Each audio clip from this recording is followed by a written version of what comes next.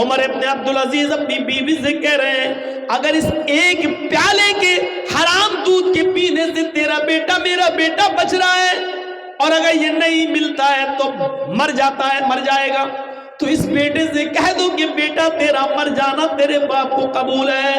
میری بیوی نہیں چاہیے مجھے یہ تیرے پیٹ کا بچہ جو حرام دودھ کی پرورش سے تیرے پیٹ میں بڑا ہو اور 9 مہینے تیرے پیٹ میں حرام کا قطرہ اور حرام کا دودھ پینے کے بعد پرورش پائے اور اس کے بعد باہر آئے۔ مجھے ایسا بیٹا نہیں چاہیے جس کی پرورش تیرے پیٹ کے اندر حرام دودھ سے ہوئی ہو۔ مجھے ایسے بیٹے کی چاہت نہیں ہے، اگر مرتا ہے تو مر جانے دو، مجھے اس بچے کے مر جانے کی فکر نہیں ہے۔ حضرت عمر ابن عبدالعزیز کا دور تھا، حضرت عمر ابن عبدالعزیز کا دور تھا، خلیفۃ المسلمین ہے، بیوی کے پیٹ میں بچہ ہے، 3 مہینے 4 مہینے کا حمل پیٹ میں موجود ہے، لیکن 4 دن سے کھانا نہیں ملا۔ خلیفۃ المسلمین ہے لیکن کھانا نہیں ملا ان کی بیوی کو، چیختی رہی چلاتی رہی میرے ہسبینڈ میری فکر نہیں ہے، کوئی بات نہیں، لیکن اس پیٹ کے بچے کی تو فکر کیجئے، میرے پیٹ میں جو بچہ پل رہا ہے اس بچے کی تو فکر کیجئے۔ جب تک ماں کھائے گی نہیں تو بچے کی باڈی میں بچے کے جسم میں لگے گا کیا؟ جب مجھے کو نہیں مل رہا ہے تو بچہ کیسے پروان چلے گا؟ یہ بچے کا ڈر ہے کہ کہیں مر نہ جائے۔ عمر ابن عبدالعزیز کہتے ہیں میری بیوی کیا کروں، بیت المال سے جب تک سیلری نہیں آئے گی، تنخواہ نہیں ملے گی، تب تک میں تمہیں کچھ نہیں کھلا سکتا، اور ابھی تنخواہ ملنے میں سیلری ملنے میں ٹائم ہے، کچھ نہیں مل رہا ہے۔ جب 4 دن بھوکی اور پیاسی بھوکی رہ گئی تو انہوں نے اپنی خادمہ کو اپنی لونڈی کو بیت المال بھیجا رات میں اور کہا کہ بیت المال کے جو خزانچی ہے، بیت المال کا جو ٹریزری ہے، جو خزانچی ہے، اس سے جا کر 1 پیالہ دودھ ادھار لے لو، عاریتن لے لو، قرض لے لو، اور یہ کہنا عمر ابن عبدالعزیز کی بیوی نے منگایا ہے، جب ملے گا تو وہ تمہیں واپس کر دیں گی تمہارا دودھ۔ رات کے اندھیرے میں عمر ابن عبدالعزیز کی لونڈی ان کی خادمہ دودھ لینے جاتی ہے۔ بیت المال کے کیشیئر نے یہ سوچ کر کہ عمر ابن عبدالعزیز کی بیوی حامل ہے، ان کے پیٹ میں بچہ ہے، بچہ کہیں مر نہ جائے، اس لیے 1 پیالہ دودھ دے دیا۔ 1 پیالہ دودھ رات کے اندھیرے میں جب لے کر آ رہی ہیں اور گھر کے دروازے کے اندر جب گھستی ہیں تو عمر ابن عبدالعزیز اپنے گھر میں بنے ہوئے کنویں کے پاس بیٹھ کر وضو بنا رہے تھے تہجد کی نماز پڑھنے کے لیے۔ عمر ابن عبدالعزیز نے گھر کے دروازے سے کسی کو آتے ہوئے دیکھا، پوچھا کون؟ خادمہ نے جواب دیا آپ کی خادمہ، آپ کی سروینٹ۔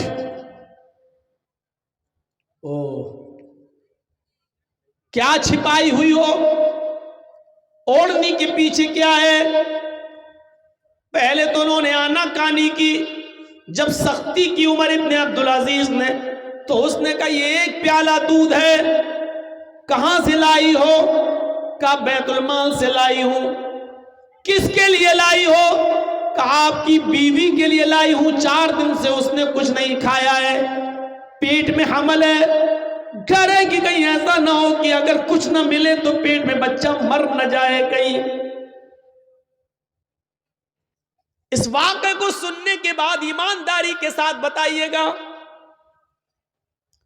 لاٹری کا ٹکٹ خریدنے سے پہلے اس واقعے کو ذہن میں رکھ لیجئے گا، IPL میں سٹا لگانے سے پہلے اس واقعے کو ذہن میں رکھ لیجئے گا، مال حرام کھانے سے پہلے اس واقعے کو ذرا ذہن میں رکھ لیجئے گا۔ 4 دن سے کھانا نہیں ملا، 4 مہینے کا حمل ہے پیٹ میں، بیوی بھوکی ہے اور اپنے لیے نہیں مانگ رہی ہے، اس بچے کے لیے مانگ رہی ہے جو پیٹ میں پل رہا ہے، جو آگے چل کر عمر ابن عبدالعزیز کے لیے بڑھاپے میں سہارا بنے گا۔ لیکن اپنی خادمہ سے وہ دودھ بھی چھین لیتے ہیں ان کی بیوی کہتی ہے شوہر میرے سرتاج، میں اپنے لیے نہیں اس بچے کے لیے مانگ رہی ہوں جو آپ کی امانت ہے، میرے پیٹ میں پل رہا ہے۔ دیکھیے اگر 1-2 دن اور کچھ نہ ملا تو یہ بچہ بھوکا مر جائے گا۔ عمر ابن عبدالعزیز نے کہا میری بیوی تمہیں اچھی طریقے سے معلوم ہے کہ بیت المال میں کھانے پینے کی جو چیزیں رکھی ہوئی ہیں وہ میری نہیں ہے، سارے مسلمانوں کی امانت ہے۔ پھر کیشیئر نے ٹریزری نے دے کیسے دیا ہے؟ ابھی تو جا کر میں اس کی کلاس لوں گا کہ میرے حکم کے بغیر، میری پرمیشن کے بغیر تم نے کیسے دے دیا ایک پیالہ دودھ؟ تم ایسی رہو گی، یہ ایک پیالہ دودھ بیت المال میں جمع ہوگا۔ اڑتی ہیں، کھڑی ہوتی ہیں، اور عمر ابن عبدالعزیز کا دایاں ہاتھ پکڑ لیتی ہے، رائٹ ہینڈ، اور اس ہاتھ کو پکڑ کر اپنے پیٹ پر رکھ دیتی ہے ان کی بیوی، اور کہتی ہے میری فکر مت کیجئے، اس بچے کی فکر کیجئے، میرے پیارے سرتاج یہ آپ کی امانت ہے، مر جائے گا۔ اب اس پر عمر ابن عبدالعزیز کا جواب سنیے، اور اپنے سماج اور سوسائٹی پر نظر ڈال کر، اپنے حالات پر نظر ڈالیے، بچہ مر جائے گا۔ عمر ابن عبدالعزیز کہتے ہیں میری بیوی یہ ایک پیالہ دودھ جو مسلمانوں کی امانت میں خیانت کر کے چپکے سے لایا گیا ہے، یہ ایک پیالہ دودھ یہ چپکے سے لایا گیا ہے، یہ امانت میں خیانت کر کے لایا گیا ہے، یہ حرام ہے، حرام۔ بیوی نے کہا رے میں نے تو بطور قرض مانگا ہے، جب آئے گا تب دے دوں گی۔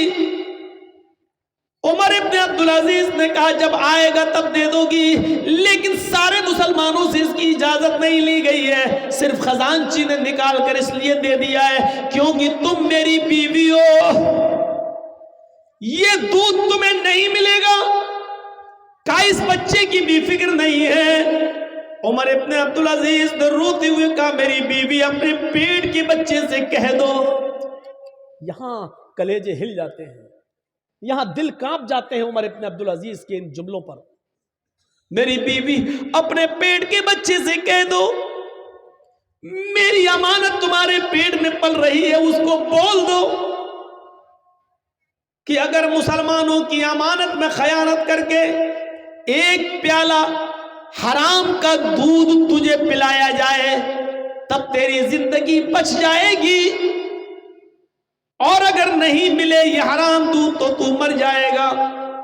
تو اس پیٹ کے بچے سے کہہ دو کہ تیرا مر جانا تیرے باپ کو قبول ہے۔ کیسا لگ رہا ہے اس وقت آئی پی ایل پہ سٹا لگانا؟ اس واقعے کے بعد کیسا لگ رہا ہے لاٹری کے ٹکٹ خریدنا؟ اس واقعے کو سننے کے بعد کیسا محسوس؟ ہم کہاں کھڑے ہیں؟ کتنے مسلمان ہیں؟ پرسنٹیج کے لحاظ سے دیکھیں تو ہماری حیثیت کیا ہے؟ جوا کھیل کر، لاٹری خرید کر، آئی پی ایل میں رقم جیت کر بلڈنگ بنانا اور اپنے بچوں کو اسی سے پڑھانا لکھانا، یہاں پر لا کر اپنے آپ کو سوچئے۔ عمر ابن عبدالعزیز اپنی بیوی سے کہہ رہے ہیں اگر اس ایک پیالے کے حرام دودھ کے پینے سے تیرا بیٹا میرا بیٹا بچ رہا ہے، اور اگر یہ نہیں ملتا ہے تو مر جاتا ہے، مر جائے گا، تو اس بیٹے سے کہہ دو کہ بیٹا تیرا مر جانا تیرے باپ کو قبول ہے۔ میری بیوی نہیں چاہیے مجھے یہ تیرے پیٹ کا بچہ جو حرام دودھ کی پرورش سے تیرے پیٹ میں بڑا ہو اور 9 مہینے تیرے پیٹ میں حرام کا قطرہ اور حرام کا دودھ پینے کے بعد پرورش پائے اور اس کے بعد باہر آئے. مجھے ایسا بیٹا نہیں چاہیے جس کی پرورش تیرے پیٹ کے اندر حرام دودھ سے ہوئی ہو. مجھے ایسے بیٹے کی چاہت نہیں ہے. اگر مرتا ہے تو مر جانے دو. مجھے اس بچے کے مر جانے کی فکر نہیں ہے. مجھے اس کی فکر ہے کہ قیامت کے دن میرا رب مجھے اپنی عدالت میں کھڑا کر کے یہ نہ کہے کہ تم نے مسلمانوں کی امانت میں خیانت کر کے ایک پیالہ دودھ اپنی بیوی کو پلایا. اس کی اجازت تمہیں مسلمانوں نے دی تھی یا نہیں دی تھی؟ مجھے اس کے سامنے جواب دے ہونا ہے. اللہ کے سامنے کھڑا ہونا ہے. میری بیوی اگر یہ بیٹا مرتا تو مر جانے دو. مجھے اپنے بیٹے کا مر جانا قبول ہے لیکن مال حرام کا ایک پیالہ دودھ پلانا مجھے گوارا نہیں ہے. سوچئے اس جگہ پر لا کر اپنے آپ کو بڑے سے بڑے ترم خاں بنے بیٹھے ہیں. بلڈنگوں کو دیکھو, عالی شان مکان کو دیکھو. 2 سال پہلے رکشہ چلا رہے تھے اور 2 سال کے بعد ایک دم بلڈنگ بن گئی. پتہ لگاؤ اس بلڈنگ میں کتنے غریبوں کا خون موجود ہے. کتنے لوگوں کی ایک جھٹکے میں تم نے رقم جیت لی اور اپنے پاس کر لی. اپنی بلڈنگ تو بنا لی لیکن تم نے اس کے بیوی اور بچوں کو کنگال کر دیا اور روڈ پہ لائے. بہت سے تو خودکشی کرنے پر مجبور ہو گئے اس لیے کہ اتنا قرضہ ہو گیا کہ وہ قرضہ جب دینے کے لائق نہیں رہے تو خودکشی کر لی اور مر گئے. مر جانا گوارا کر لیا انہوں نے. اس کے ذمہ دار کون ہے؟ ہمیں سوچنا ہے. ہمیں اپنے معاشرے کا جائزہ لینا اور اپنے سماج کا جائزہ لینا ہے. ایک ابو بکر صدیق کا واقعہ آپ کے سامنے رکھیے. ایک کھجور وہ بھی دھوکے سے کھائی, اس کو بھی نکال دی. ایک عمر ابن عبدالعزیز کا منظر سامنے رکھیے. عمر ابن عبدالعزیز کا منظر سامنے رکھیے. عمر ابن عبدالعزیز نے ایک پیالہ دودھ نہیں پینے دیا. ایک پیالہ دودھ اپنی بیوی کو نہیں پینے دیا بلکہ یہ کہہ دیا بچہ مرتا ہے تو مر جانے دو. حالانکہ اللہ رب العالمین نے اس تقوی کی طاقت سے ان کے بچے کو محفوظ رکھا ہے. کھجور پھر کہیں سے گفٹ میں آئے, پھر انہوں نے کھجور کھایا, پانی پیا. یہ سچ ہے جب اللہ سے کوئی ڈرتا ہے تو اللہ اس کے لیے نکلنے کا راستہ بھی بنا دیتا ہے.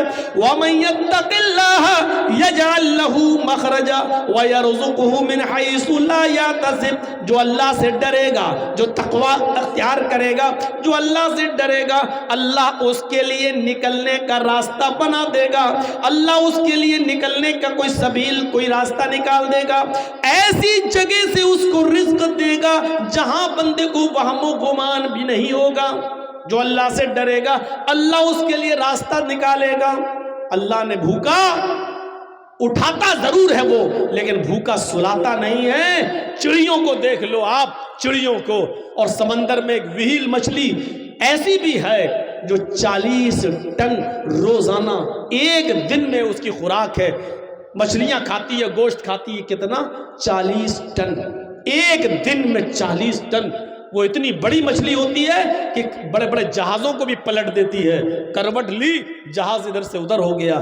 40 ٹن مچھلی, وہ وہیل مچھلی 40 ٹن گوشت کھاتی ہے. 40 ٹن.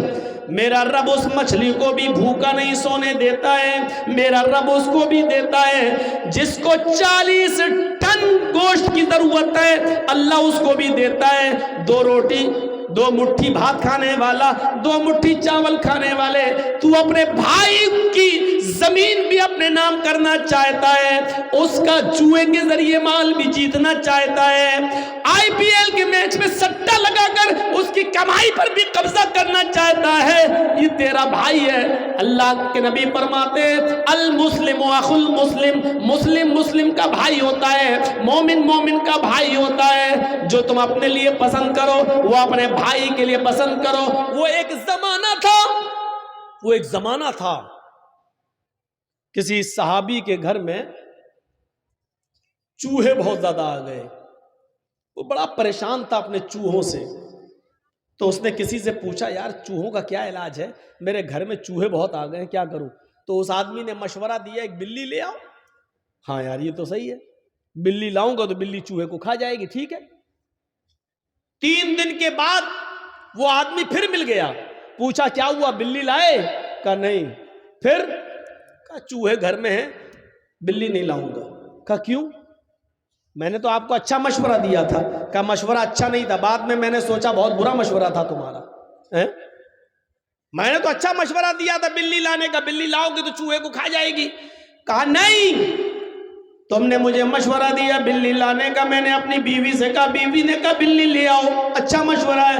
رات میں نے سوچا اگر میں بلی لے آؤں گا بلی ایک چوہا کھائے گی, لیکن چوہے اس بلی کو جب اس گھر میں دیکھیں گے تو بھاگ جائیں گے اور بھاگ کر میرے پڑوسی کے گھر میں گھس جائیں گے. ہمارا گھر چھوڑ کر چوہے بھاگیں گے, پڑوسی کے گھر میں چلے جائیں گے. آج ہمیں تنگ کر رہے ہیں, کل پڑوسی کو تنگ کریں گے.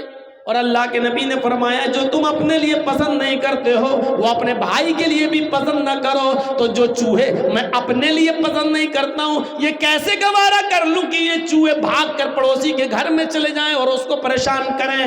غور کرو, وہ یہ سوچتے تھے اور ہم یہ سوچ رہے ہیں اس اوور میں کتنے رن بنیں گے, 10,000 یا تو ادھر یا ادھر. ہم یہ سوچ رہے ہیں کہ اس کی رقم ہمارے پاس آ جائے اور ایک ہی جھٹکے میں یا تو آپ کے پاس آ جاتی ہے یا آپ کے پاس سے چلی جاتی ہے. دونوں ہی صورتوں میں ہم کنگال ہو رہے ہیں. اگر آپ کنگال ہوئے تب بھی ہمارا بھائی, میں کنگال ہوا تب بھی آپ کا بھائی, دونوں ہی صورتوں میں ہم کنگال نظر آتے ہیں. جو ہم اپنے لیے پسند نہیں کر رہے ہیں وہ اپنے بھائی کے لیے کیوں پسند کرتے ہیں؟ میرے بھائیو ذرا تصور تو کرو, ذرا تصور کرو. عرب کے اندر یہ دستور عام ہو چکا تھا, اسی لیے معاشرے کی اصلاح کرو اور معاشرے میں جو برائیاں پھیلی ہوئی ہیں ان کو نکالیے, ان کو دور کیجئے. سماج میں ایک سوسائٹی اور سماج میں ایک ایسی میٹنگ ہونی چاہیے, میٹنگ. شراب پینے والے کو کیا سزا دی جائے, جوا کھیلنے والے کو کیا سزا دی جائے. بہت سے معاملے آپ کے ہاں ہوتے بھی تو ہیں. کوئی لڑکا کسی لڑکی کو لے کے بھاگ جائے تو میٹنگ بیٹھ جاتی ہے, جرمانہ دو, یہ دو, وہ دو. سماج میں بہت جلدی سرپنچ لوگ بیٹھ جاتے ہیں کہ ایسا کیا, ہاں چلو میٹنگ ہوگی, پنچایت بیٹھے گی. لیکن پنچایت کبھی اس بارے میں بیٹھی کہ فلاں آدمی کے لڑکے نے فجر کی نماز نہیں پڑھی, فلاں آدمی فجر میں مسجد میں نہیں دکھائی دیا, کبھی پنچایت جوڑی ہے آپ نے کہ اس کے لیے کیا سزا متعین کی جائے؟ فلاں کا آدمی شراب پیتا, کبھی آپ نے پنچایت بٹھائی کہ اس آدمی کو کیا سزا دی جائے؟ فلاں کا آدمی جوا میں رقم جیت کر آیا یا ہار کے آیا, اس کو کیا سزا دی جائے؟ نہیں صاحب, آپ اس کی پنچایت نہیں جوڑیں گے. جو ہمیں پسند آئے گا وہ ہم کریں گے اور جو ہمیں پسند نہیں آئے گا وہ ہم نہیں کریں گے. سماج اور سوسائٹی کے اندر یہ چیز ہونی چاہیے. اگر اس کی میٹنگ کر رہے ہو تو اس کی بھی میٹنگ کرو. ایک بات یاد کرنا, اللہ کے نبی نے نیکیاں کرنے کا اتنا حکم نہیں دیا, ایک بات یاد رکھیے, نیکیاں کرنے کا اتنا حکم نہیں دیا جتنا برائیوں سے روکنے کا حکم دیا ہے. کیونکہ بہت سی نیکیاں ایسی ہیں جو ہم کرتے تو ہیں لیکن برائیاں ان نیکیوں کو دیمک کی طرح چاٹ جاتی ہے. ہم نیکیاں کر رہے ہیں لیکن وہ برائیاں بھی موجود ہیں, تو وہ برائیاں جب ہم کرتے ہیں تو وہ اس نیکی کو ختم کر دیتی ہے, وہ اس نیکی کو چاٹ جاتی ہے. اس لیے اللہ کے نبی نے یہ تو کہا نیکیوں میں آگے بڑھو, لیکن اتنا زور نیک کام کرنے پر نہیں دیا جتنا زور برائیوں سے روکنے پر دیا ہے. آئیے اور دیکھیے دلیل. فرمایا اللہ کے نبی نے, من رأى منکم منکرا فلیغیر بیدہ, جس برائی کو تم اپنے آنکھ سے دیکھو پہلے اس کو اپنے ہاتھ سے دور کرو. جس برائی کو اپنی آنکھ سے دیکھو اس کو اپنی طاقت سے دور کرنے کی کوشش کرو, اپنے ہاتھ سے مٹاؤ, اپنے ہاتھ سے دور کرنے کی کوشش کرو. لیکن اگر اپنے ہاتھ سے روکنے میں ڈر ہے, اپنے ہاتھ سے روکنے میں فساد اور فتنہ پھیل جانے کا ڈر ہے کہ سماج و معاشرے میں فتنہ پھیل جائے گا. مثلا آپ کے لڑکے کی شادی ہے, آپ نے 500 آدمی بارات میں لے جا رہے ہیں. ہمیں معلوم ہے کہ 500 آدمی کی بارات لڑکی والے پر بوجھ ہے, ہمیں معلوم ہے کہ یہ غلط کام ہے, لیکن جرجیت صاحب اگر اپنے ہاتھ سے بارات روکیں گے، نہیں جانے دیں گے، جا کے دکھاؤ، تو فتنہ پھیلے گا، پورا گاؤں ایک طرف ہو جائے گا، بھائی جرجی صاحب تمہارے باپ کا کیا جا رہا ہے، وہ جا رہا تو جانے دو، سب غلط ہے، غلط ہے یہ مسجد کے ممبر پہ بولو، سماج میں بولنے کا ادھیکار تمہیں نہیں ہے۔ اب ہمیں معلوم ہے کہ اگر اپنے ہاتھ سے روکیں گے، بارات نہیں جانے دیں گے، تو الٹے ہم ہی پٹیں گے، فتنہ اور فساد کا ڈر ہے، چھوڑ دی۔ اب اللہ کے نبی کیا کہتے ہیں، اگر فتنہ اور فساد کا ڈر ہو ہاتھ سے روکنے میں، فَإِن لَّمْ يَسْتَطِعْ فَبِلِسَانِهِ، اگر ہاتھ سے کسی چیز کو، ہاتھ سے کسی برائی کو روکنے میں اگر تمہاری طاقت نہ ہو تو تم زبان سے منع کرو، صاحب برا ہے، غریب لڑکی ہے، سوچو،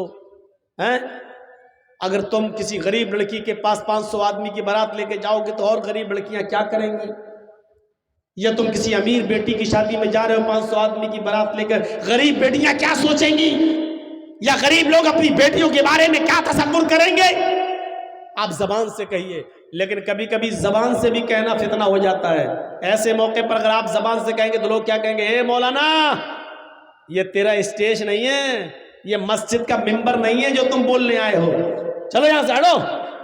اگر زبان سے بھی کبھی کبھی کہنے میں فتنہ و فساد کا ڈر ہو، فَإِن لَّمْ يَسْتَطِعْ فَبِقَلْبِهِ، تو دل سے برا جانو، تو دل سے برا جاننے کا مطلب یہ ہے، دل سے برا جانو، زبان ہاتھ سے روک نہیں سکتے، زبان سے منع کرنے کی طاقت نہیں ہے، فتنہ ہو جائے گا، تو دل سے برا جانو، تو دل سے برا جاننے کا مطلب یہ ہے کہ گاؤں کے سردار نے مولانا جرجیس کی بھی دعوت کی ہے، میرے بیٹے کی بارات جا رہی ہے، چلیے آپ، مولانا صاحب آپ کی بھی دعوت ہے، تو جرجیس صاحب نہ تو ہاتھ سے روک سکتے ہیں نہ زبان سے منع کر سکتے ہیں، تو دل سے برا جاننے کا مطلب یہ ہے کہ خود اب ہم اس بارات میں نہیں جائیں گے صاحب، پہلے ہم خود۔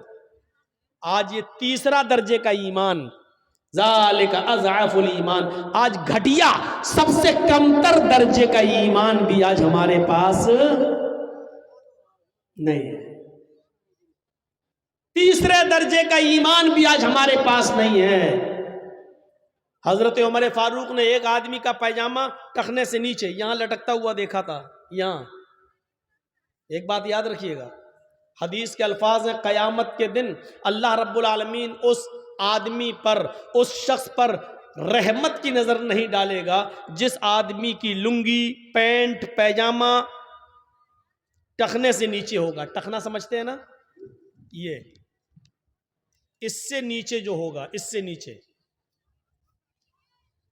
قیامت کے دن اس آدمی کے اوپر اللہ رحمت کی نظر نہیں ڈالے گا۔ یاد رکھیے دو ہی نظریں ہوتی ہیں، ایک رحمت کی اور ایک غصے کی، دو ہی نظریں، بیچ کی کوئی نظر ہے ہی نہیں، یا تو اللہ کسی پر رحمت کی نظر ڈالے گا یا غصے کی نظر۔ اب اس آدمی کے بارے میں کہہ دیا، جس کا پیجامہ، جس کی لنگی، جس کا پینٹ ٹخنے سے نیچے ہوگا، اللہ اس پر رحمت کی نظر نہیں ڈالے گا۔ مطلب جب رحمت کی نظر نہیں ڈالے گا تو اب کون سی نظر رہ گئی؟ غصے کی، اور جس پر اللہ غصے کی نظر ڈال دے وہ آدمی جنت میں جائے گا۔ مسئلہ نکالنے کی کوشش کرو۔ ہم کیا کرتے ہیں، نماز پڑھتے ہیں تب امام صاحب کہہ دیتے ہیں صف سیدھی کر لو، مل کے کھڑے ہو جاؤ، لنگی پیجامہ ٹخنے سے اوپر کر لو، بس، اور اس کے بعد جیسی نکلے ہم نے پھر نیچے کر دیا۔ مردوں کے کپڑے ٹخنے سے نیچے۔ حضرت عمر فاروق نے ایک آدمی کو دیکھا کہ اس کا پیجامہ ٹخنے سے نیچے ہے، تو حضرت وہ جا رہا سیدھے، تو حضرت عمر نے اس کو دیکھتے ہوئے ایسے کہا، اے، اس نے پیچھے مڑ کے نہیں دیکھا، پھر کا آواز دی، احائز انتا، اب اس نے پیچھے مڑ کے دیکھا ہے، احائز انتا، میننگ سمجھتے ہو؟ ترجمہ کیا تجھے مہینہ آ رہا ہے؟ عورتوں کو مہینے میں 4-5 دن 6 دن جو بھی ان کی عادت ہوتی ہے، بلڈ آتا ہے منتھلی، جس کو MC بولتے ہیں، منتھلی کورس یا پیریڈ کہہ لو۔ تو حضرت عمر فاروق نے اس آدمی سے کہا، احائز انتا، اے کیا تجھے پیریڈ آ رہا ہے؟ اس نے پیچھے مڑ کے دیکھا، حضرت عمر کس عورت سے کہہ رہے ہیں پیریڈ آ رہا ہے؟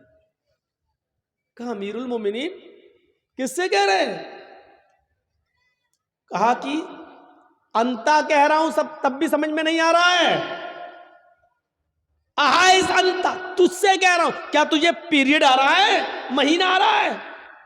اب وہ ہنستا ہے, ہنس کے کہتا ہے آپ کا دماغ خراب ہو گیا, مجھے کہہ رہے کہاں, حل یحیز الرجل, سوال جواب دیکھیے, حل یحیز الرجل, کیا مرد کو بھی پیریڈ آتا ہے؟ اس نے کیا کہا, حل یحیز الرجل, کیا مرد کو بھی پیریڈ آتا ہے؟ حضرت عمر فاروق نے کہا کیا مرد بھی ٹخنے سے نیچے پاجامہ پہنتا ہے؟ یعنی ٹخنے سے نیچے کپڑا پہننے کا حکم اللہ کے رسول نے عورت کو دیا ہے, عورت کو, لڑکی کو دیا ہے, مرد کو نہیں. مرد کو ٹخنے سے اوپر پہننا ہے, لڑکی کو ٹخنے سے نیچے پہننا ہے. اگر تو کپڑا پہننے میں لڑکی کی مشابہت اختیار کر سکتا ہے تو ہو سکتا ہے کہ مہینہ بھی آ رہا ہو تجھے. کتنا خطرناک جملہ بولا گیا, کتنا خطرناک جملہ. اب اس تقریر کو کوئی آدمی اگر کٹنگ کرنا چاہے اور نیٹ پہ ڈالے یا یوٹیوب چینل پہ دے تو اس کی ذمہ داری بنتی ہے کہ وہ اس کو اس طریقے سے دے کہ ٹخنے سے نیچا پیجامہ پہننا مرد کے لیے حرام. لیکن اس طریقے کی ہیڈنگ بنا کر لوگ نہیں ڈالتے ہیں. اب اس کی ہیڈنگ جانتے ہو کیا بنائیں گے, ایک لڑکی کو بنا دیں گے اور اس کے بعد ایک لڑکے کو بنا دیں گے اور پھر اس میں ایسا ٹائٹل رکھیں گے کہ جس کا تقریر سے کوئی لین دین ہے ہی نہیں. ابھی ایک چینل کو میں نے منع کیا ہے, اس کو ویڈیو نہیں بنانے دیا, کیونکہ کئی بار سمجھانے کے بعد بھی جب کوئی اپنی حرکت سے باز نہیں آیا تو میں نے آج اسٹرانگ قدم اٹھایا ہے, نہیں بنانے دیا ہے, الگ کر دیا ہے. اور آج کے بعد میں ہر چینل پر نظر رکھوں گا اور اسکرین شاٹ لوں گا, اور جو اس طریقے کی حرکت کرے میری تقریر میں میرے فوٹو کے ساتھ ساتھ اگر کسی نے کسی لڑکی کا فوٹو ڈالا اس کو نام لے کر وہیں سے بھگاؤں گا اور پھر آئندہ تقریر میں نہیں آنے دوں. آپ کے ایک چینل کے چکر میں پورے ہندوستان سے کتنے کمنٹ آتے ہیں میرے اوپر, کتنی بدنامی ہوتی ہے ہماری, کتنے فون آتے ہیں ہمارے پاس. سوچیے آپ, ایک تقریر ہم نے کی وسیم رضوی کے خلاف کہ اس نے ہندو دھرم قبول کر لیا, یہ بن گیا وہ بن گیا, سب کچھ بدل دیا. ہم نے کہا کہ تم اپنی مشین کیسے بدلو گے. اب مشین کہہ کر ہم نے ایک جملہ بہت اچھا استعمال کیا تھا, مطلب اپنی شرمگاہ کیسے بدلو گے, اس کا تو ختنہ ہو چکا ہے, ہندوؤں میں تو ختنہ ہوتا نہیں ہے. تو میں نے یہ کہا تھا کہ رضوی صاحب تم نے اسلام بدل دیا, دھرم بدل دیا, سب کچھ بدل دیا, نام بدل دیا, اپنی مشین کیسے بدلو گے.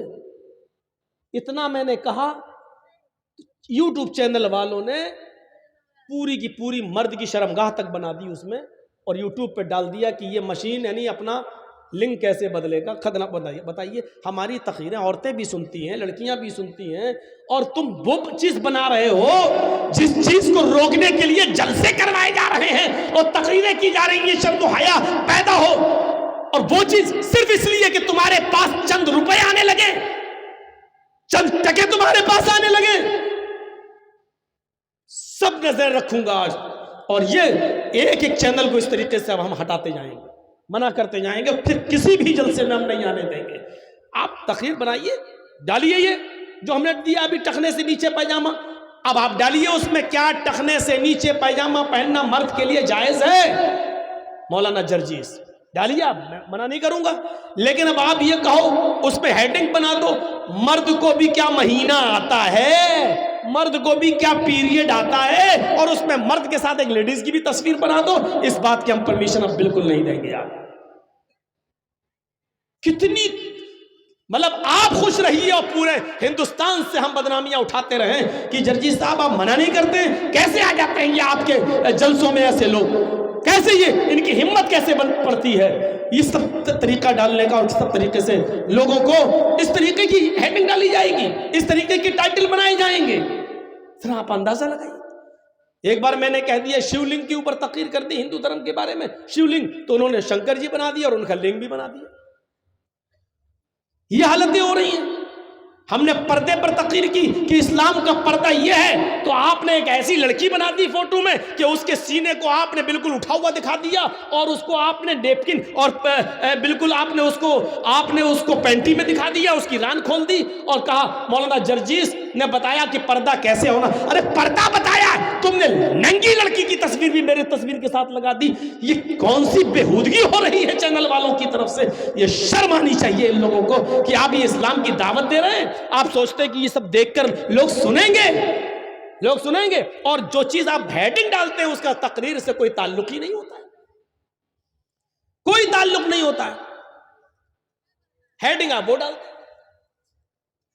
تو میرے بھائیوں، معاشرے کی اصلاح کیجئے، سماج کی اصلاح کیجئے۔ اللہ کے نبی صلی اللہ علیہ وسلم حضرت معاذ ابن جبل رضی اللہ تعالیٰ عنہ فرماتے ہیں کہ اللہ کے نبی صلی اللہ علیہ وسلم نے مجھے 10 باتوں کی نصیحت کی۔ اوصانی رسول اللہ صلی اللہ علیہ وسلم بعشر کلمات، اللہ کے نبی صلی اللہ علیہ وسلم نے مجھے 10 چیزوں کی نصیحت کی۔ اچھا، یہ تو بات میں آئے گی بات، ہاں تو میں نے کہا کہ حضرت عمر فاروق رضی اللہ تعالیٰ عنہ نے اس سے کہا کیا تجھے پیریڈ آتا ہے؟ اس نے کہا حل یحیض الرجل، کیا مرد کو بھی آتا ہے؟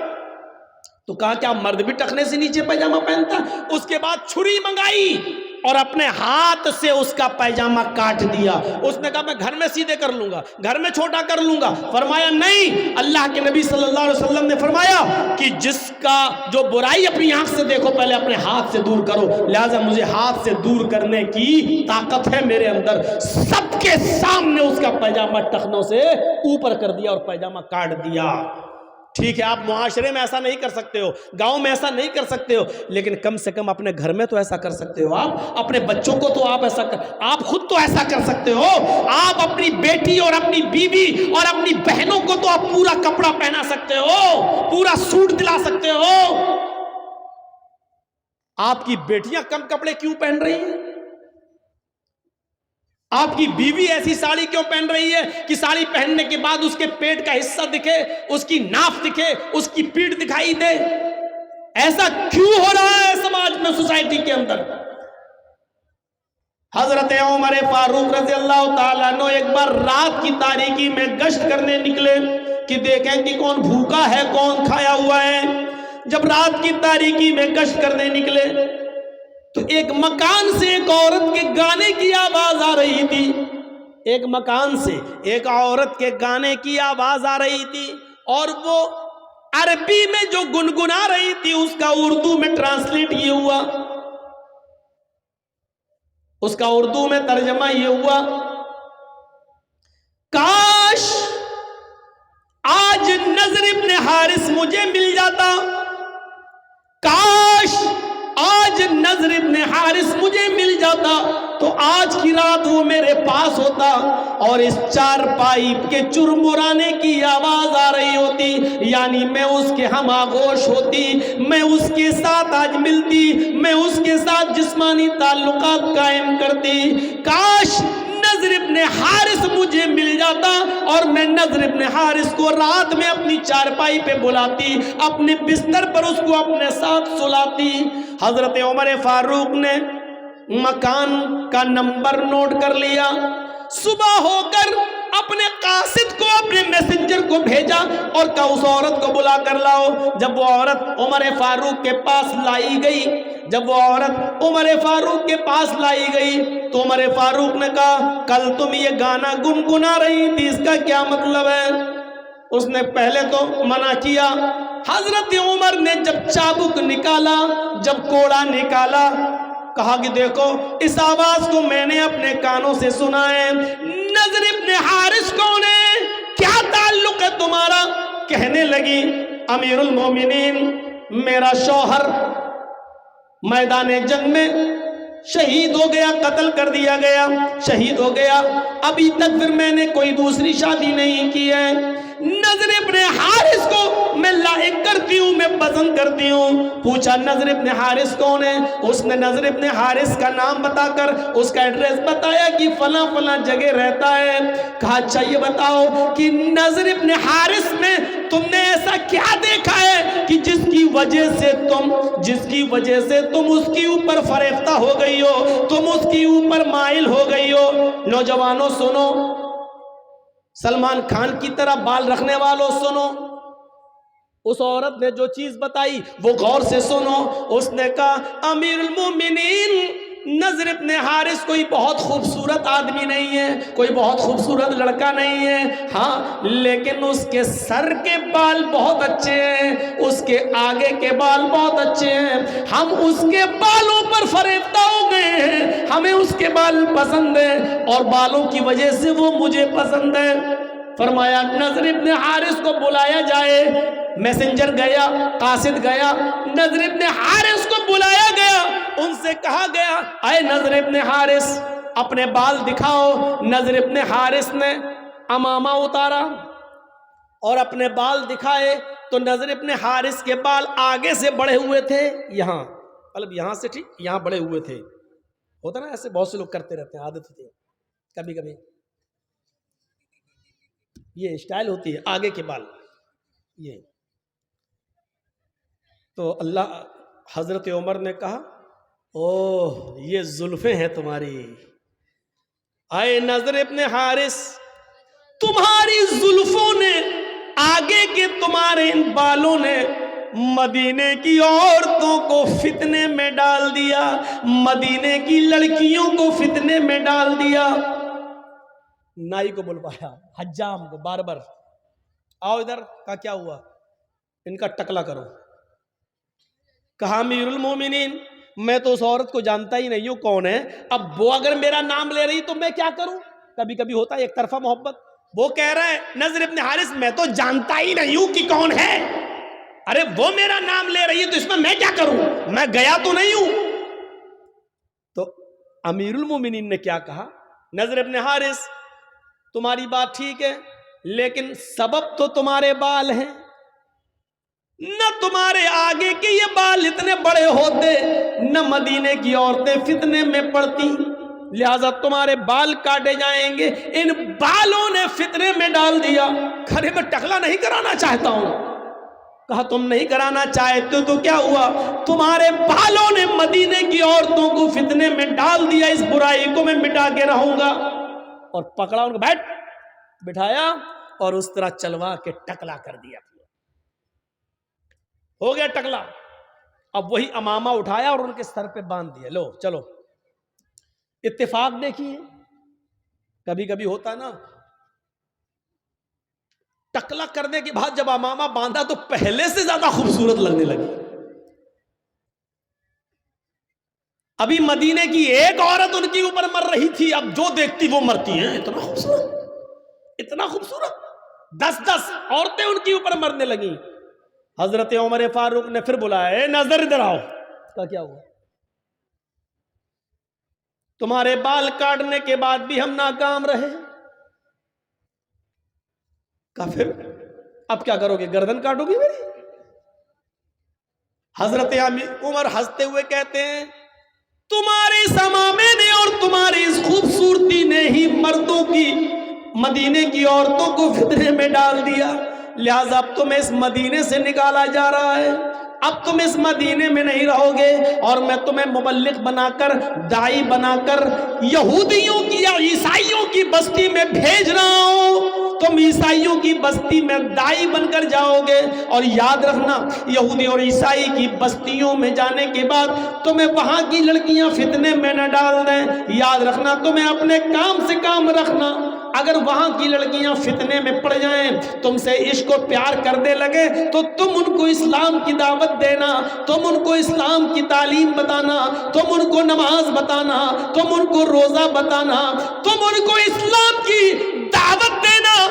دیکھنا کہ وہ تمہاری طرف مائل ہو رہی ہیں تو تمہاری بات بھی مانتی ہیں نہیں مانتی ہیں، اور جب وہ ایک بار اسلام لے آئیں گی تو پھر ان کے نکاح مسلمان لڑکوں کے ساتھ، صحابہ کے ساتھ کروا دیے جائیں گے. پورا واقعہ بیان کرنے کا مقصد یہ ہے کہ حضرت عمر نے جب دیکھا کہ آگے کے بال مدینے کی عورتوں کو فتنے میں ڈال رہے ہیں تو اپنے ہاتھ سے پورے کے پورے بال کٹوا دیے. اس طریقے سے ایکشن لیا جاتا تھا سماج کے اندر کہ کون سی چیز فتنے میں ڈال رہی ہے، اس فتنے کو ختم کیا جاتا تھا. ہم لے رہے ہیں ایکشن نہیں لے سکتے. گاؤں کے سردار ہیں لیکن شرابی لڑکوں پر ایکشن نہیں لے سکتے ہیں, بے نمازی لڑکوں پر ایکشن نہیں لے سکتے. کیوں؟ سردار صاحب خود نماز نہیں پڑھتے تو ایکشن لے کے کیا کریں گے؟ اگر بے نمازی پر ایکشن لے لیا تو لوگ کہیں گے اچھا سردار جی اپنے لیے چھوٹ, اپنے لیے چھوٹ. نہیں میرے پیارے ساتھیوں, حضرت عمر فاروق تو ایسی بستی کے اندر جاتے ہیں, حضرت اللہ, جبکہ نماز کا معاملہ اتنا سخت ہے, اتنا سخت ہے جو کسی بھی حال میں معاف نہیں ہے. کبھی میں نے شاید آپ کو بتایا اور نہ بتایا ہو تو آپ سن لیجئے, کیونکہ جو حدیث میں پڑھنے والا ہوں اس میں یہ لفظ بھی آیا ہے کہ لا تترکن صلاۃ مکتوبۃ متعمدا, کہ کوئی بھی آدمی فرض نماز قصدن جان بوجھ کر نہ چھوڑے. میرے بھائیوں, اے بچے, اے بھیا, یار یہ سامنے بیٹھ کر کربلا کا یدھ کر رہے ہیں تو چھوٹا موٹا آدمی نہیں ہے بھائی. چلیے اب اس کو بھی وہاں بھیج دو گے تو وہاں لڑنے لگیں گے. ایک کو ادھر بھیجو, ایک کو یہاں بھیجو.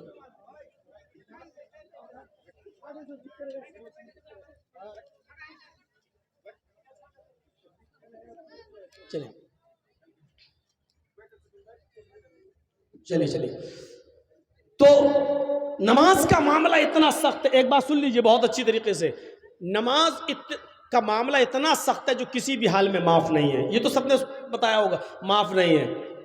اس حال میں بھی معاف نہیں ہے کہ اگر آپ کو لنچنگ کرنے والے, جو آج کل چل رہا ہے بہت زیادہ, کیونکہ ان کو بھروسہ اپنے آقا پر ہے, جب تک آقا ہے تب تک مارو, کیونکہ آقا کی خاموشی اجازت ہے, وہ خاموش ہے, مارو جتنا مارنا ہو.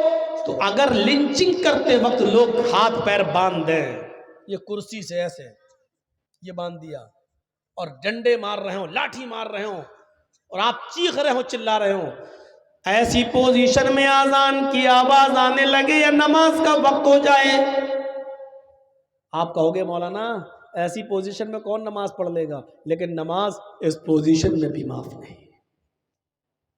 اب آپ اندازہ لگا سکتے ہیں, اس پوزیشن میں بھی نماز معاف نہیں ہے. اب آپ ان سے ایک بار کہیے صاحب اذان ہو رہی ہے یا نماز کا وقت ہو گیا ہے, ہمیں 2 رکعت نماز پڑھنے کا موقع دے دو, وہ آپ کو نہیں دیں گے. ارے جو مسلمان ہونے کی وجہ سے تو مار ہی رہے, تو نماز کا موقع کہاں سے دے دیں گے؟ لیکن آپ اپنی ذمہ داری سے آدھا ہو جائیے, صاحب ہمیں 2 رکعت نماز پڑھنے کا موقع دے دو, اس کے بعد میں جو کرنا ہو کر لینا, اذان ہو رہی ہے. وہ آپ کو اجازت نہیں دیں گے.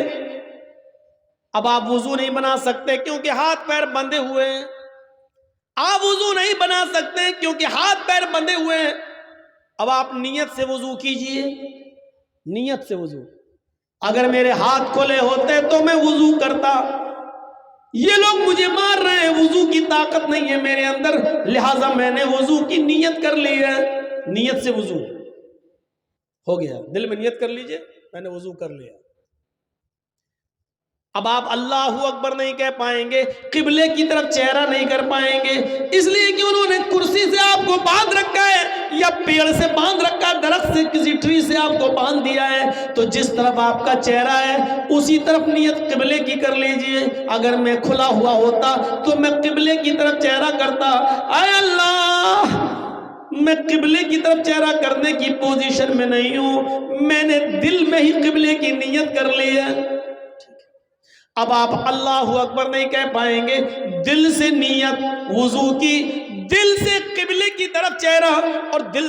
اب آپ ایسے ہی زبان سے کہیے اللہ اکبر, ہاتھ نہیں باندھ پا رہے ہیں کوئی بات نہیں, اللہ اکبر. اب آپ پڑھیے سبحانک اللہم و بحمدک و تبارک اسمک و تعالی جدک یا اللہم باعد بینی و بین خطایا یا کما باعدت بین المشرق. آپ پوری دعا پڑھ جائیے, الحمدللہ رب العالمین آہستہ پڑھ سکتے ہیں، آہستہ پڑھیے، زور سے پڑھنے کی طاقت تو ہے نہیں وہاں پر، اس لیے آپ اپنے ہونٹ ہلاتے رہیے اور پڑھتے رہیے اور اشارے سے کہیے اللہ اکبر، سبحان ربی العظیم، سبحان ربی العظیم، سبحان ربی العظیم۔ یاد رکھیے آپ کو آپ کے شہر میں ہی کیوں نہ مارا جا رہا ہو، کیوں نہ پیٹا جا رہا ہو، ایسی پوزیشن میں آپ کے اوپر اب 4 رکعات نہیں ہے ظہر، 4 رکعات نہیں ہے عصر، اب آپ کی اوپر صرف 2 رکعت ہے، ظہر کی 2 پڑھ لیجئے، عصر کی 2 پڑھ لیجئے، مغرب کی 3 پڑھنا پڑیں گی، عشاء کی 2 پڑھ لیجئے، یا فجر میں ہے تو 2 فرض پڑھ لیجئے۔ میرے بھائیو اب آپ کو صرف 2 رکعت پڑھنا ہے، مغرب کی 3 پڑھنا ہے، اور آپ پڑھ کے آپ ایسے ہی کہہ دیجئے السلام علیکم ورحمۃ اللہ، السلام علیکم ورحمۃ اللہ۔ نماز کے معاملے میں ہم آپ کو یہ بتانا چاہتے ہیں کہ نماز اس کنڈیشن میں بھی معاف نہیں ہے، نماز اس صورت میں بھی معاف نہیں ہے۔ اب آپ اندازہ لگا سکتے ہیں ہمارا معاشرہ، ہمارا سماج نماز سے کتنا دور ہو رہا ہے۔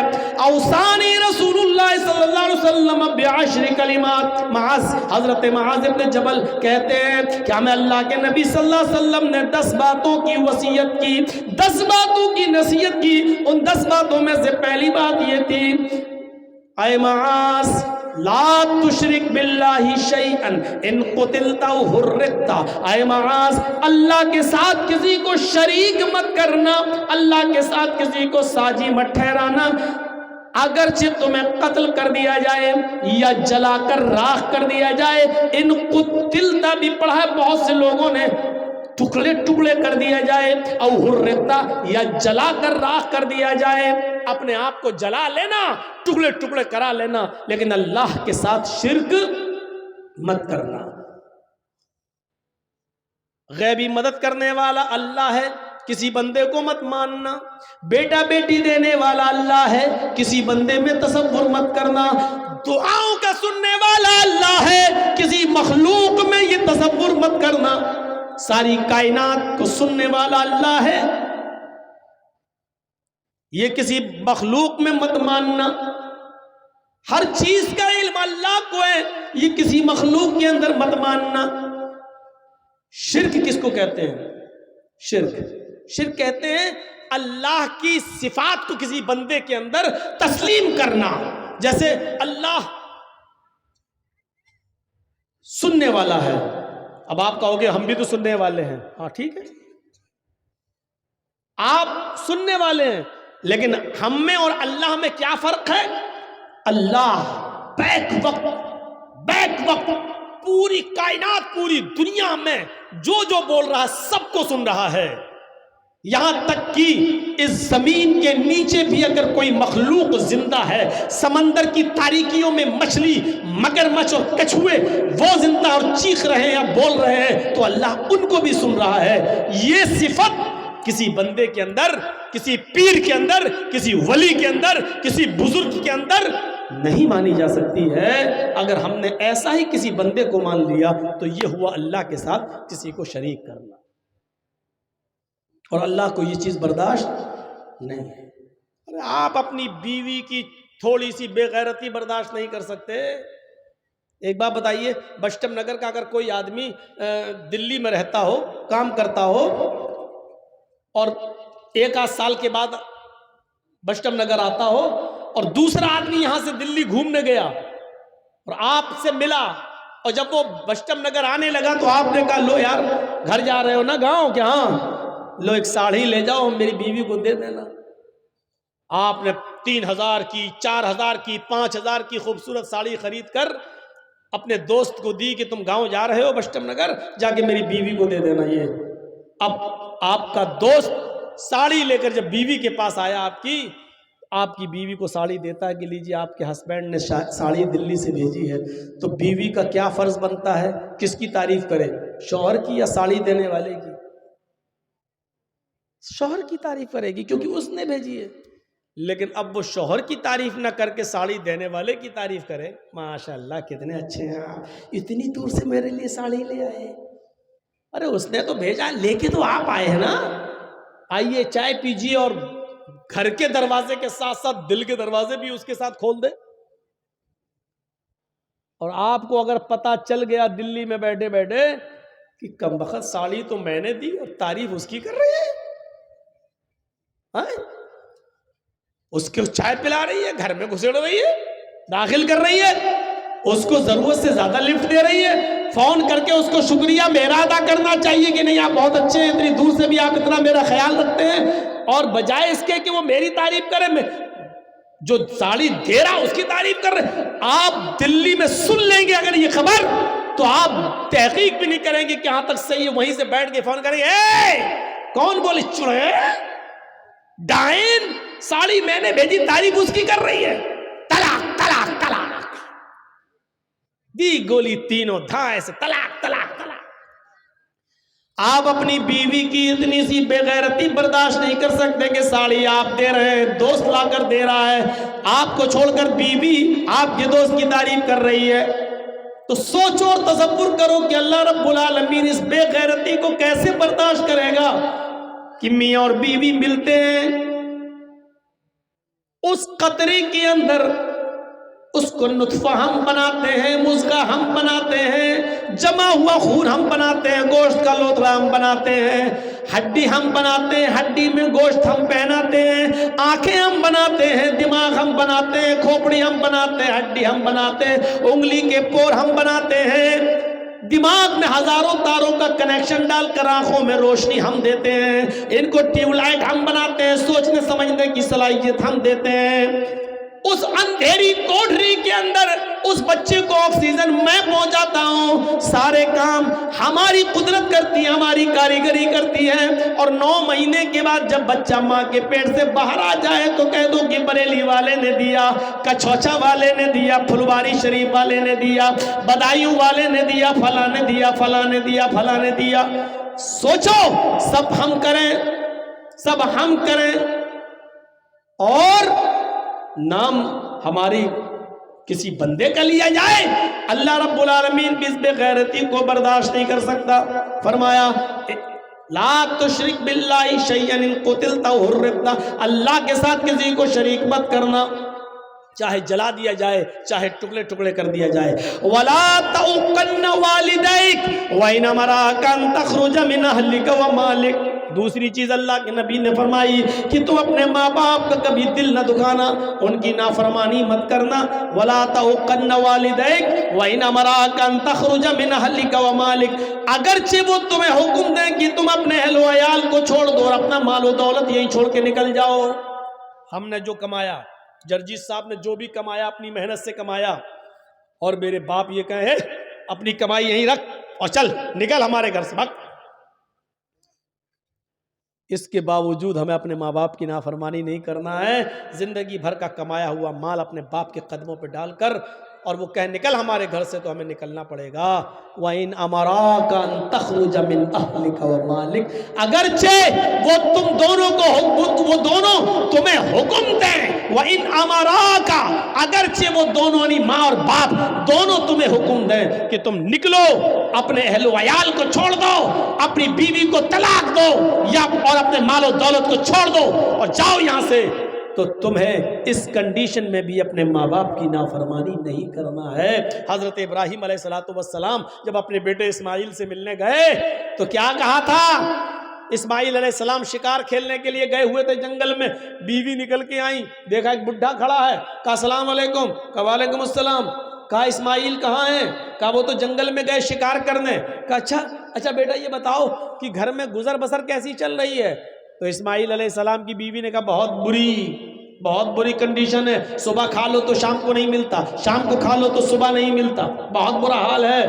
حضرت ابراہیم علیہ السلام نے کہا ٹھیک ہے بیٹا کوئی بات نہیں، وہ آ جائیں جب تمہارے پتی گھر میں تو ان سے کہنا کہ ایک بوڑھا آدمی آیا تھا، اس نے تم کو سلام کہا ہے، اور دوسری بات اس نے یہ کہی ہے کہ گھر کی چوکھٹ ٹھیک نہیں ہے، گھر کی چوکھٹ بدل دو۔ چوکھٹ سمجھتے ہیں نا، دروازے پہ جو سامنے لگی ہوتی ہے چوکھٹ، کا گھر کی چوکھٹ بدل دو۔ اسماعیل کی بیوی کہتی بڈھا سٹیا گیا، گھر کی چوکھٹ تو ٹھیک ہے، وہ کہہ رہا ہے کہ ٹھیک نہیں ہے، ارے ہوا بھی آتی ہے گرمی میں، سردی میں دھوپ بھی آتی ہے، گرمی میں ہوا بھی آتی ہے، اور بڈھا کہہ رہا ہے گھر کی چوکھٹ ٹھیک نہیں ہے۔ شام کو اسماعیل علیہ السلام جب گھر پہ آئے تو پوچھا بیوی نے کہا کوئی بڈھا آیا تھا، کہا اچھا، انہوں نے سلام کہا، اسماعیل سمجھ گئے کہ ہاں یہ میرے باپ، اچھا سلام کہا، کہاں، اچھا اور کیا کہا، اور کیا، وہ بڈھا تھا، سٹیا گیا، اس کا دماغ خراب ہو گیا تھا. کہا نہیں بتاؤ تو کیا کہا اس نے. اس نے کہا گھر کی چوکھٹ ٹھیک نہیں ہے، اپنے پتی سے کہنا، شوہر سے کہنا گھر کی چوکھٹ بدل دو. کہا میری بیوی گھر کی چوکھٹ بدلنے کو کہا کیوں، کیا کچھ پوچھا تھا اس نے. کہا پوچھا تھا گھر میں گزر بسر کیسا چل رہا، تو میں نے بتا دیا بہت برا، صبح کھا لو تو شام کو بھوکی سوتی ہوں، شام کو کھا لو تو صبح بھوکی اٹھتی ہوں، ایک ٹائم کھا لو ایک ٹائم ملتا ہی نہیں ہے. تو جو تھا گھر کا حال وہ بتا دیا. کہا میری بیوی وہ بڈھا میرا باپ تھا، اور تم نے یہ کہہ کر ناشکری کر دی. تمہیں یہ کہنا چاہیے تھا کہ میں جس حال میں ہوں اللہ کا ہر حال میں شکر ادا کرنا چاہیے تھا، اور کہنا چاہیے تھا کہ ہر حال میں اللہ کا شکر ہے، جیسا بھی اس نے رکھا ہے ہر حال میں اللہ کی شکر گزار ہوں، یہ کہنا چاہیے تھا. لیکن تم نے یہ جملہ کہہ کر میرے باپ کو بہکا دیا. وہ سمجھ گئے کہ تم ناشکری ہو. جو اپنے رب کی شکر گزار نہ ہو وہ اپنے پتی کی شکر گزار کیسے ہو سکتی ہے، یا جو اپنے پتی کی شکر گزار نہ ہو وہ اپنے رب کی شکر گزار کیسے بن سکتی ہے. آئے میری بیوی چوکھٹ تم ہو، اور انہوں نے جو کہا کہ ان سے کہہ دینا کہ اپنے گھر کی چوکھٹ بدل دو، اس کا مطلب یہ کہ انہوں نے بیوی بدل دینے کی بات کی ہے، یعنی تمہیں طلاق دینے کا حکم دیا ہے. لہٰذا اپنے باپ کا حکم مانتے ہوئے میں تمہیں طلاق دیتا ہوں، میں اپنے باپ کی نافرمانی نہیں کر سکتا. اتنی سی بات پر طلاق کی گھر کا حال چال ٹھیک نہیں ہے. ہماری ماں بہنیں سوچیں کہ آج وہ اپنے شوہروں کی کتنی نافرمانی کرتی ہیں. ایک مہینے کی تنخواہ لے کے شوہر گھر پہ آیا کہ ہاں کھا لیا چلے آئے، تو فیئر اینڈ لولی نہیں لائے، پاؤنڈز لانا چاہیے تھا، چلے آئے ایسے ہی کھا لیا. اور شوہر پوری زندگی بیچارہ کما کما کر کھلاتا رہے، ایک دن بیچاری کو ٹائم سے کھانا نہ ملے، یا ایک دن ٹائم سے اس کا میک اپ کا سامان نہ آئے. اچھا پڑوسی کی شادی میں ایسے جاؤں گی، ہم ہی چڑیل لگیں گے. تم نے کیا کیا بتائیے، ہماری سہیلی کی شادی ہے اور ہم ایسے جائیں گے، جب سے آئی ہوں تمہارے گھر میں پریشان ہوں. اس شوہر کے دل پہ کیا بیتتی ہے، جبکہ شادی میں تمہیں نئے کپڑے پہن کر جانے کی ضرورت تھی ہی نہیں، کیونکہ نئے کپڑے پہننے کا حق شوہر کے سامنے ہے. یہ عورتوں کی پتہ نہیں کون سی عادت ہے، نئے کپڑے اور اچھے کپڑے گھر میں رکھے رہیں گے، گھر میں وہ بھنگن بن کر رہیں گی. کبھی جاؤ گھر میں، صبح سے شام تک نوکری کرو اور آفس سے گھر واپس جاؤ تو دیکھو کچن میں گھسی ہوئی ہے، سلوار گھسی ہوئی ہے، برتن مانج رہی ہے، قریب جاؤ تو پسینے کی بدبو آ رہی ہے. جبکہ اس عورت کو معلوم ہے کہ میرا شوہر آفس سے آنے والا ہے، اس کو پہلے سے بند سور کر تیار رہنا چاہیے، اچھے کپڑے پہن کر تیار رہنا چاہیے. گھر میں رہے گی بھنگن بن کر، اور شادی میں جائے گی ہیما مالنی کی اماں بن کر. عجیب دستور ہے. شوہر لا رہا ہے، کما رہا شوہر، اور دیکھ رہے پڑوسی، دیکھ رہے گاؤں والے، دیکھ رہے محلے والے. یہ عجیب سسٹم ہے، عجیب سسٹم. ہماری ماں بہنوں کو اس سسٹم کو بدلنا پڑے گا، اس سسٹم کو بدلنا پڑے گا، سیکھنا پڑے گا حضرت ام سلیم سے. حضرت ابو طلحہ کا بیٹا، اے بیٹا کیا ہو گیا،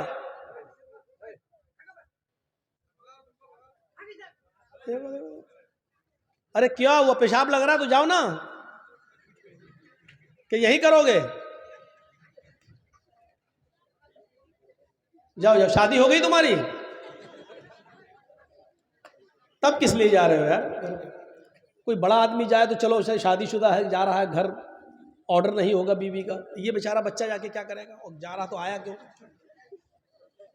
ایک جلسہ میں تو 80 سال کا بڈھا اٹھ کے جانے لگا. ہم نے کہا اب کیا کرو گے چاچا گھر میں جا کر، اب تو چاچی بھی تمہارا انتظار نہیں کر سکتی بیچاری. تو بیچ میں مت اٹھا کرو بھائی، پیچھے سے اٹھ جاؤ کوئی دقت نہیں ہے، سامنے سے اٹھتے ہیں تو ہم کو تھوڑا سا اچھا نہیں لگتا. تو یہ ام سلیم کو دیکھیے آپ، ابو طلحہ کا بیٹا ام سلیم کا بیمار رہتا تھا، روزانہ خیر خیریت پوچھتے تھے. ایک دن دیر سے آئے اور بچے کا انتقال ہو گیا. سوچئے بچے کا انتقال. میری ماں بہنوں تم اس واقعے کو سنو, یہ تمہارے مطلب کا واقعہ ہے. شوہر ذرا دیر سے گھر سے کام سے آئے, تھکے ہوئے تھے, سیدھے روم میں چلے گئے. ام سلیم نے محلے کی عورتوں سے کہہ دیا کہ میرے بیٹے کا انتقال ہو گیا, لیکن اس کی خبر میرے پتی کو, میرے شوہر کو, میرے علاوہ کوئی دوسرا نہیں دے گا. تم جاؤ, میرے گھر میں بھیڑ مت لگاؤ. شوہر کو ابھی پتہ نہیں کہ گھر میں میرا بیٹا انتقال کر گیا. شوہر عشاء کے بعد گھر میں آئے. گھر میں آتے ہی پوچھا بیوی سے, ام سلیم, کہا جی کیا ہوا, بیٹا کیسا ہے؟ کہا الحمدللہ, اور دنوں کی بنسبت آج بچے کو بہت آرام ہے. آج تو اتنا آرام ہے کہ آج جتنا آرام تو بچے کو کبھی ملا ہی نہیں. دیکھیے کتنی خوبصورتی کے ساتھ اپنے شوہر کو یہ پیغام دے دیا. اچھا ٹھیک ہے, سونے دو. سو رہا ہے, سونے دو. ٹھیک ہے, تب اس کو جگانا ٹھیک نہیں ہے, سو رہا. کہا ٹھیک ہے, آپ نہا دھو لیجئے, فریش ہو جائیے, میں کھانا لگاتی ہوں. محلے کی کسی بھی عورت کو آنے نہیں دے رہی ہیں, اور شوہر کی سیوا دیکھو اس حال میں کہ بغل کے روم میں بیٹے کی لاش ہے, بغل کے روم میں بیٹے کا جنازہ رکھا ہوا ہے, بغل کے کمرے میں بیٹے کی روح کا جسم پڑا ہوا ہے. تصور کرو میری بہنوں, میری ماؤں,